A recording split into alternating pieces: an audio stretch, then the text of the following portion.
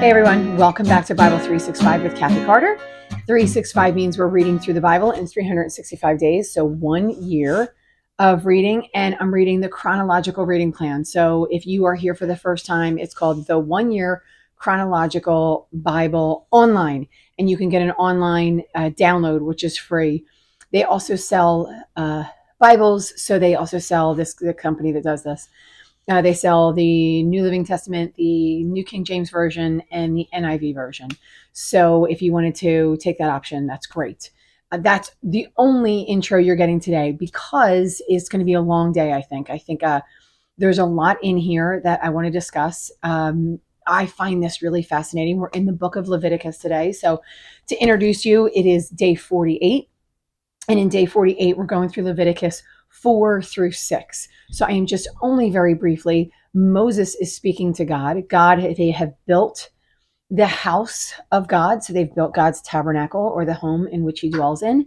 And he comes down in between, in the Ark of the Covenant.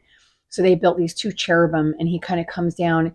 And when you can't see him, but Moses can audibly hear him when he comes down. So in essence, he said he's speaking to him just like he would hear our voices. And so he can hear God speaking and telling him what to tell the people of Israel. So what to tell the Israelites.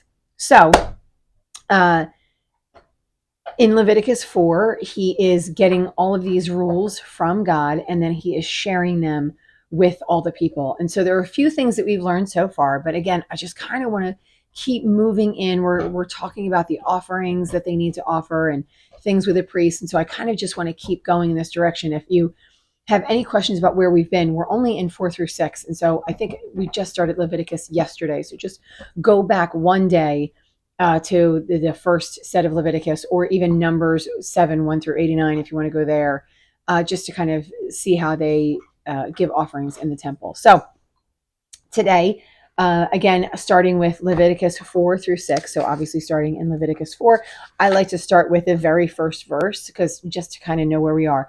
This is Moses. Moses has got information from God. And it says, the Lord said to Moses, say to the Israelites, right? So he's telling Moses, and then Moses is saying it to the Israelites through him. And so it says, when anyone sins unintentionally and does what is forbidden in any of the Lord's commands. So he's starting out by talking about unintentional sin. So not something that you did deliberately, or you did because you knew it was wrong, but something that you did that was unintentional, that maybe you didn't necessarily know that it was a sin. All right, so there's this sort of next few sections is dealing with unintentional, non-intentional sin. All right, so this is, but you're doing what's forbidden. So it's still forbidden, but it's unintentional, which looking it up, just a really basic definition is it's not on purpose. You didn't deliberately do it. You didn't do it on purpose. You didn't do it because you wanted to do it. So the first person we're coming to is the anointed priest. So if the anointed priest does this unintentional sinning, what is he supposed to do? So he unintentionally sins, and then what? Right? So once he unintentionally sins and he realizes he has unintentionally sinned, right? So he doesn't necessarily know right away, but at some point he probably figures out, whether somebody comes to him and speaks to him or whatever it might be, that he has unintentionally sinned. When he realizes this, there are things that he has to do. So if I move into verse 3, so it says, if the anointed priest sins, and I find this interesting, bringing guilt on the people. So when the priest sins, so remember I've been speaking about hierarchy and responsibility and things like that. When the priest sins, he brings guilt on the people. When the people sin, like, so when a person sins, that guilt is on themselves. But when the priest sins, then he brings guilt on the people of Israel. So there's a direct correlation between your priest. So in some ways we would say they have a greater responsibility to stay clear of sin than your average person. Again, I want to be very clear that we are talking about the Israelites and this Israelite community. I'm not necessarily saying I'm talking about today, right? So I'm not saying I have less sin or someone else has more sin. I'm saying very clearly in here, it looks like the priest holds and bears this huge amount of responsibility, because when he sins, he brings guilt on the people. So he has to bring to the Lord a young bull without defect as a sin offering for the sin he has committed. He's presenting it at the entrance to the tent. Okay, and he's laying his hand on it and slaughtering it. So we've sort of got a little bit of this in the other thing a couple yesterday. Then the anointed priest. So this is the difference. The anointed priest now takes some of the bull's blood and carries it and then sprinkles it. He dips his finger in the blood and he sprinkles it 7 times. So if you guys have been with me, you're going to know that I have seen this number 7 times repeat itself over and over and over and over again. So in this particular sequence, I feel like the number 7 then cleanses him of this guilt, right? So there's this representation that maybe you do it 7 times and then it's done and you don't have to do it again. So remember a little bit, maybe talking about completion, going back all the way back to God having 7 days. And on the 7th day, he rested because everything was complete. So he created a day of rest for that. So the sprinkling of the blood was different. And I thought this was interesting too. So he put down a hand to slaughter the animal. And nowadays, when that word is used, I feel like it's usually used with violent death. So usually some kind, like we would say, they slaughtered those people. If it was, let's just say it's a game, it's some kind of sports game, some kind of athletic, whatever. If the one team slaughtered the other team, right? Oh, we slaughtered them. It was a bloodbath. It usually means that one team, it was like 1 to 70, right? So they slaughtered them. They had so many more points than the other team, so it was so much bigger.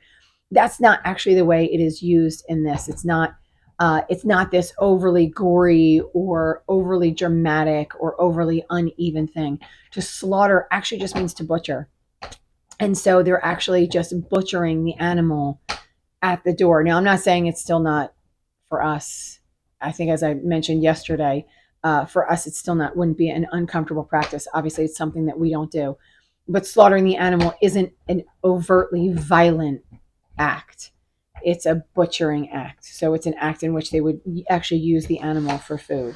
So anytime you see the word slaughter, I don't want you to bring to mind something gory and violent, but more something related to a butcher and an animal and providing food for people, which again still might be not great in your mind, but at least it'll be more true to what it exactly is versus I think what our normal inclination is when we think of the word slaughter. Okay. So then they dip their finger, sprinkle it 7 times in front of the curtain. So this is before the altar of, before the ark, not in the Ark of the Covenant. It's before that. And then they put some blood on the horns, and then the fat goes to the burnt offering, right? Because we're not supposed to be eating the fat, not we, the Israelites.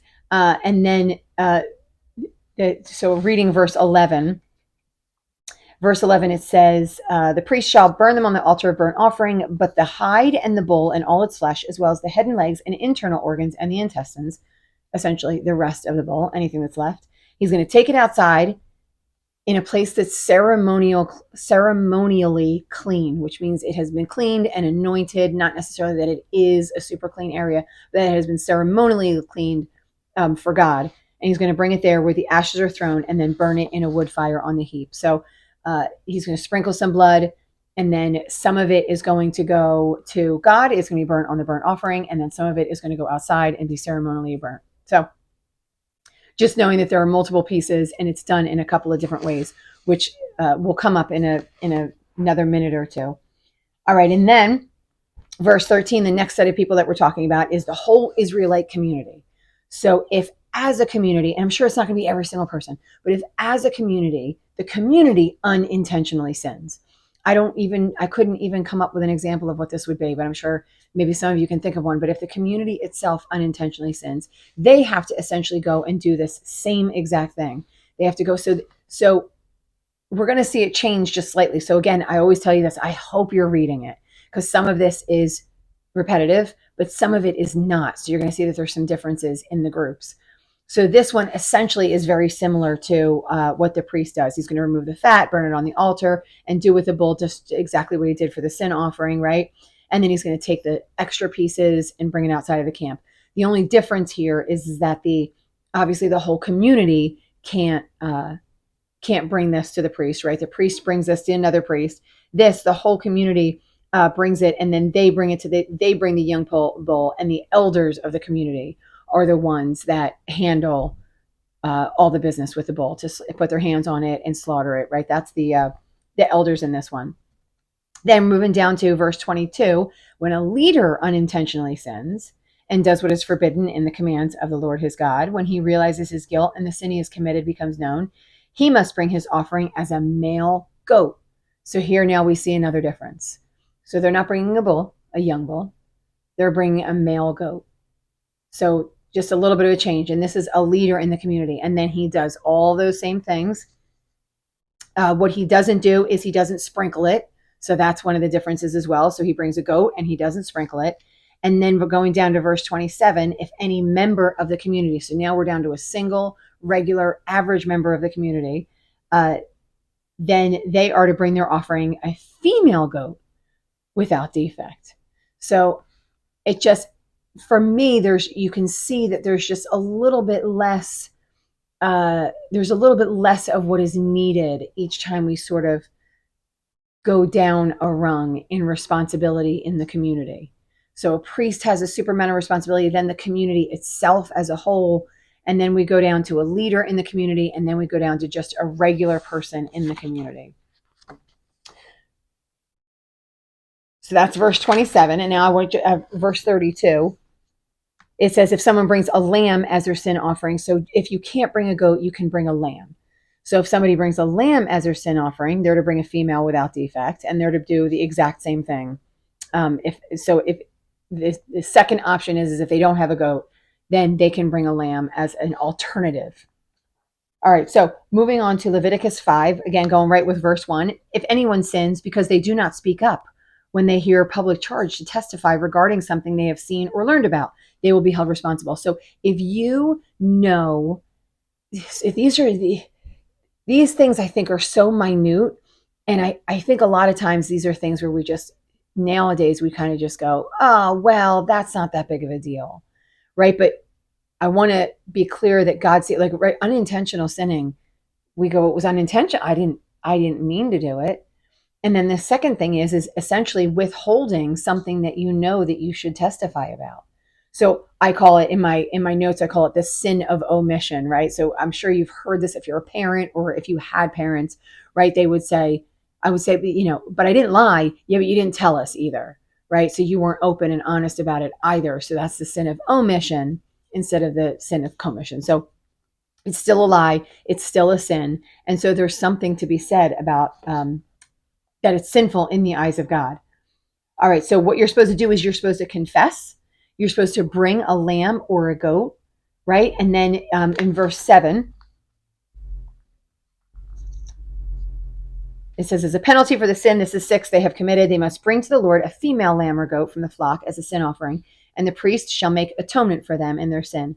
Anyone who cannot afford one, so here's another option, here's an alternative.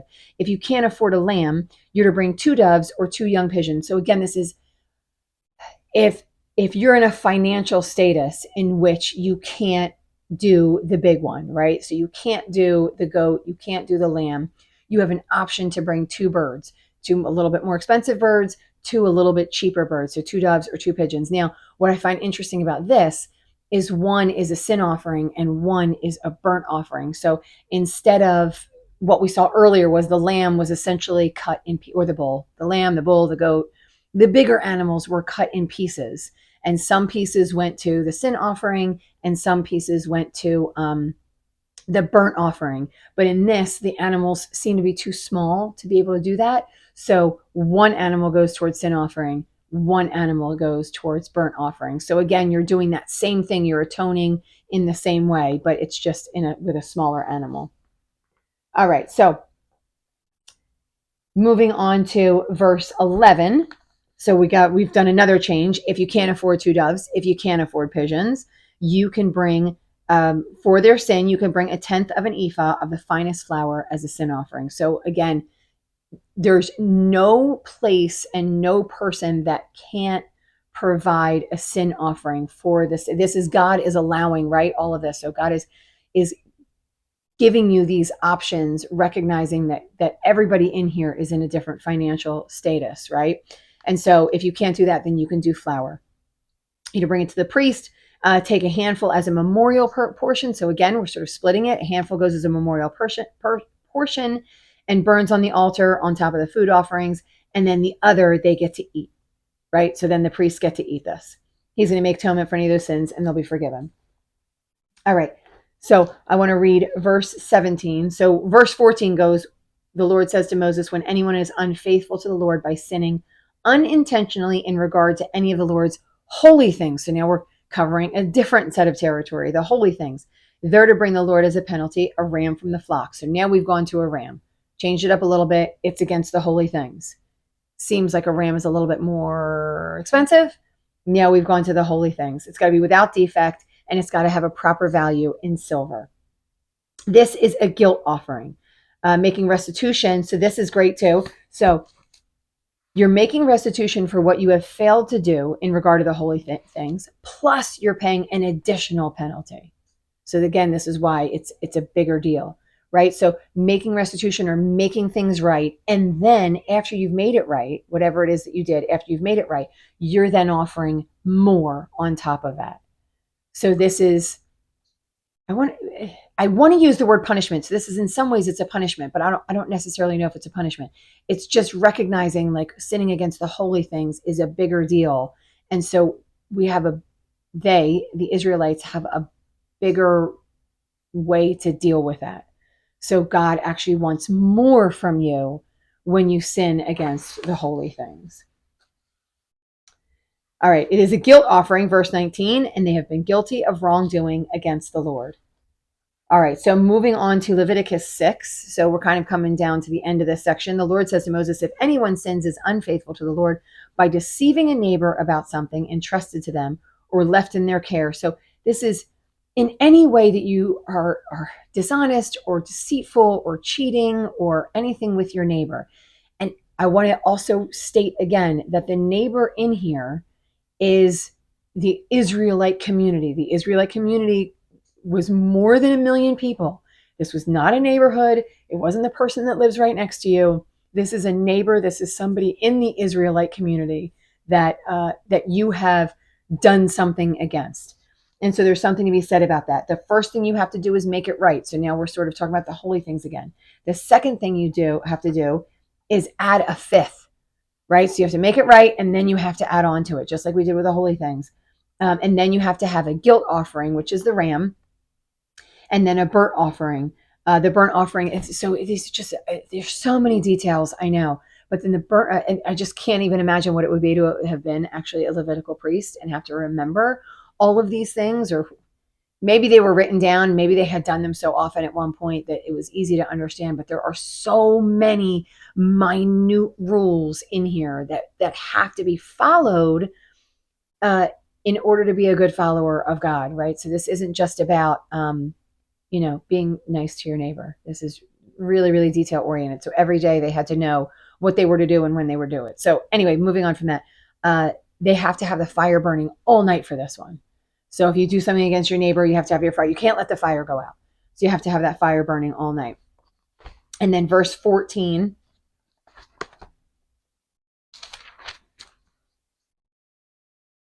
Verse 14 says, these are the regulations for the grain offering. So they've done the burnt offering. Now they're doing to the grain offering. Aaron's sons are to bring it before the Lord in front of the altar.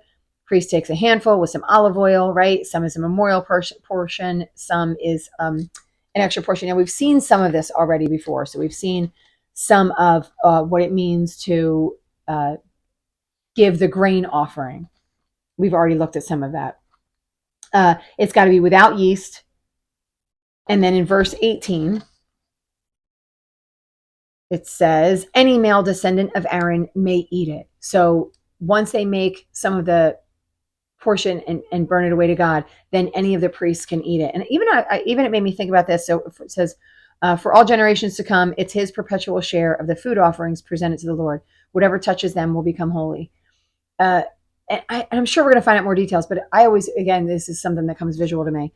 But then I start thinking to myself, so they have to eat the goat, lamb, ram, bull, right? And grain offering that comes to them.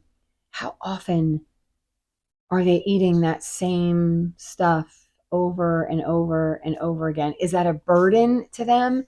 I just feel like it would be a very difficult, like, so you're born into the Levitical priesthood. You're not necessarily, you don't choose it. Now people choose to be in the priesthood if they want to, or they don't have to if they don't want to. These people were not choosing it. They were born into it, so they had to be in it. And then once they were in it, they had to learn all of these rules and how to follow all these things. They had to eat the things that they were told to eat. So just think about, we live in an area and a nation that has so much freedom. I can eat Oreos for breakfast if I want to eat Oreos for breakfast. I can drink essentially whatever it is I want to drink whenever I want to drink it. I can go to the store and pick up whatever I want. I can, right? Like that's just talking about the food. That's just the tiniest portion of the food. I have such an immense amount of freedom in what I can do and what I can have every single day. They were completely beholden to the rules that God gave them. Like, we talk now about how difficult. Well, I don't want to believe, because that's just a bunch of rules to try and keep you guys from having fun. Like, that's nothing compared to what they were doing. And when they broke the rules, which were things that were sins against God, I hate to use the word rules, but recognizing when they broke the rules that God gave them, they had to go and offer stuff to the Lord. And if they didn't, they weren't made right. Some of them, it said, if you don't do this, you're cut off from your people. So and even then, it wasn't about the rules. It was about creating a community that followed the Lord, so anyone who saw these people knew who the Lord was. So there was also a so that in here, right?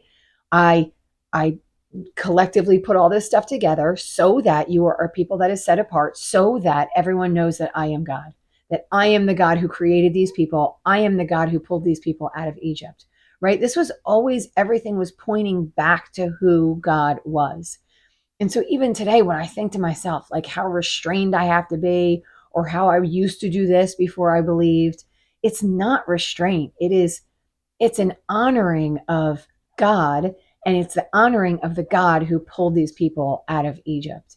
And so I don't want to think back and go, oh, they had it so hard. I don't have it anyway as hard as them. I just wanted to make a visual of it.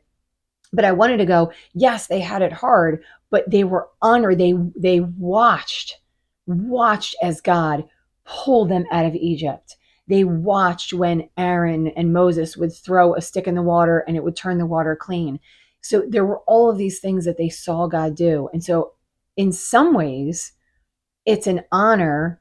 It should have been, I hope it was, and I hope it is still today, an honor to do the things that God asks them to do. These fine details made them uniquely different from anybody else that lived at this time, right? So these things made them different. So it sounds like a hardship in some ways to me. It feels like a hardship, but I think there's a sense of how it is glorifying to God. All right, so I just want to move on because I'm almost at the end of this. So moving on to 30 in this section, so sort of coming down to the end of this. This is the sin offering, right? So Aaron is talking about the sin offering and how it is to be slaughtered and made holy. So one of the things that I liked about these two sections were anyone who eats of these offerings, if they touch it, they are holy. And so they had to be clean, right? So there's something to be said also about once the offerings go in and they are offered to the Lord, they are holy. And then when the priests eat it, they are holy in eating it, which is why also another thing, which is why regular people weren't allowed to eat it. So because it was holy to the Lord, and it was holy to the people that were of the Lord and that were giving this to the Lord. So anybody outside of that in general was not able to eat these special meats and breads and anything that was brought to the priests. And then in verse 30, it says, but any sin offering whose blood is brought, I thought this was a really interesting verse, whose blood is brought into the tent of meeting to make atonement in the holy place must not be eaten. It must be burned. So a sin offering, you can eat that meat, and then if you touch it, you become holy. But if it also is made as atonement and the blood is poured, then you cannot eat the meat. So there is something very uniquely different about the blood, and something that I think, I keep going back to kind of my generation where I live in this time. We have been so far removed from anything blood related. It's, I mean, I guess we watch it in horror movies, which I think is kind of funny when I think about it, but we're so offended with animals being slaughtered. We're offended with any kind of, God could never want you to sacrifice any kind of blood. Would be offensive. If we hear a song about the blood, it's people are kind of grossed out and skeeved out by it. So our sensitivities are put on guard when it comes to hearing about the blood of Jesus or the blood of the lamb, or sacrificing and putting blood, like that's an offensive thing to us. But the truth of the matter is it was holy. And so the life that was given for the sins that we did, I know I keep pointing to me, I mean the Israelites, but the sins that we did, the life that was given was holy to the Lord. And that life was honored by God, right? So he had an honorable place for that. There was a particular time and a particular place for this sacrifice, and it was honoring to God. And so he didn't just want death. He didn't just like people to die. He didn't just want people to be eaten or things to be eaten, not people, animals to be eaten. So there was an honoring about it. So just a recognition that it is holy, and a recognition that there's some responsibility on us for everything that we do, for every sin that the Israelites did and committed. Something had to pay the price for it. And God, in his glory and in his wisdom, allowed that to be in this system. So he allowed that to be animals, and that they were able to pay the penalty for us.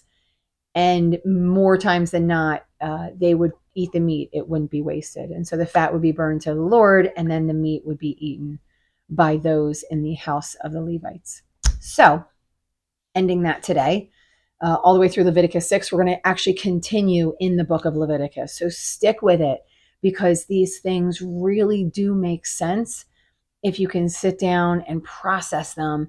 And what I ask in this kind of situation is to try your best to get rid of some of those sensitivities that you have, and just try and read this as it is, instead of as you see it, coming from a perspective of the generation in which we're in. So I want you to, if you found this at all interesting, or it blessed you in any way, like it, share it, subscribe to the channel so you can keep getting it and hopefully sharing with me. Comment. I would love to hear anything that you guys have to say about this section. There's some really deep stuff in here, and some things maybe that you've never read or heard before. I know this isn't a book that people tend to love to read, but I think when you dig in it, you can find that there's some really fascinating information in there that you'll probably see over and over again as we keep moving into the future. So keep reading, and I'll see you next time.